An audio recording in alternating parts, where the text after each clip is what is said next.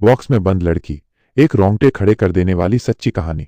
यह कहानी 1977 की है, जब कैलिफोर्निया, अमेरिका में एक ऐसी घटना घटी जिसने पूरे देश को हिलाकर रख दिया। एक 20 साल की लड़की, जिसे यहाँ कैटलीन, असली नाम कोलिन स्टेन बताया गया है, दोस्तों की पार्टी में जाने के लिए लिफ्ट ले रही थी। वो थोड़ी सतर्क थी, इसलिए उसने एक ऐसे परिवार के साथ लिफ्ट ली जिसमें पति पत्नी और बच्चे थे, ताकि उसे सुरक्षित महसूस हो। मगर यह उसकी सबसे बड़ी गलती साबित हुई। कुछ ही देर बाद ड्राइवर, जिसका नाम लैरी हार्वे ड्यूड्स, कहानी में लेक्यूरी था, ने अचानक गाड़ी रोकी और कैटलीन पर चाकू तान दी। उसने कैटलीन के साथ उसकी पत्नी और बच्चों के सामने ही बलात्कार किया। 3 मिनट के उस भयानक अनुभव के बाद कैटलीन ने उससे अपनी जान बख्शने की भीख मांगी। लैरी ने मुस्कुराते हुए उसे हथकड़ी लगाई और एक लकड़ी के बक्से में उसका सिर ठूंस दिया।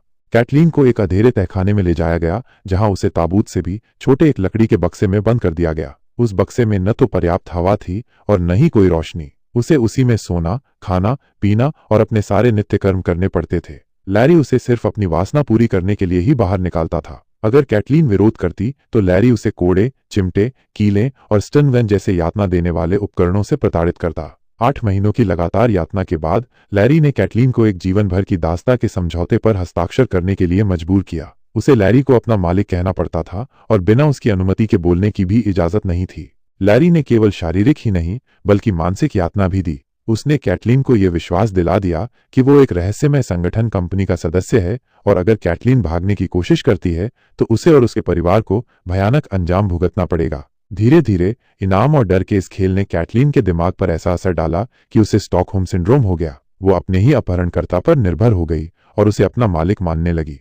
इस सिंड्रोम का असर इतना गहरा था कि 4 साल बाद जब लैरी ने उसे अपने परिवार से मिलने घर जाने दिया तो कैटलीन ने पुलिस को कुछ नहीं बताया। उसने अपने परिवार से झूठ बोला और अपनी गुमशुदगी की वजह बताई। बाद में वह लैरी को अपने परिवार से बॉयफ्रेंड के रूप में मिलाने भी ले आई। लेकिन 1984 में हालात तब बदले जब लैरी की पत्नी जेनिस हुड ड्यूड्स, कहानी में जेनिस, को अपने किए पर पछतावा होने लगा। उसने कैटलीन को सच बताया कि कंपनी जैसी कोई चीज नहीं थी और वो खुद भी लैरी की मानसिक यातना का शिकार थी। शुरू में कैटलीन को जेनिस पर विश्वास नहीं हुआ क्योंकि लैरी की बातें उसके दिमाग में गहरे उतर चुकी थीं। लेकिन जेनिस की कोशिशों के बाद कैटलीन ने हिम्मत जुटाई और अपने परिवार को फोन पर अपनी दर्दनाक कहानी सुनाई।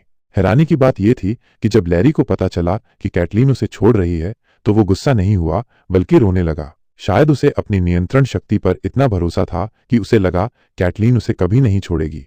घर लौटने के कई महीनों बाद भी कैटलीन ने तुरंत पुलिस को खबर नहीं दी। उसने बाद में बताया कि वो लैरी को खुद को बदलने का मौका देना चाहती थी। लेकिन जेनिस ने पुलिस को लैरी के खिलाफ ढेर सारे सबूत दिए, जिनमें एक 19 साल की लड़की के अपहरण, बलात्कार और हत्या का पुराना मामला भी शामिल था। अगस्त 1984 में पुलिस ने लैरी को गिरफ्तार कर लिया। उसके घर से कैटलीन को कैद करने में इस्तेमाल किया गया लकड़ी का बक्सा, जंजीरें और अन्य यातना के उपकरण बरामद हुए। कैटलीन ने अदालत में गवाही दी और 7 साल तक झेली गई अमानवीय यातना का विस्तार से वर्णन किया।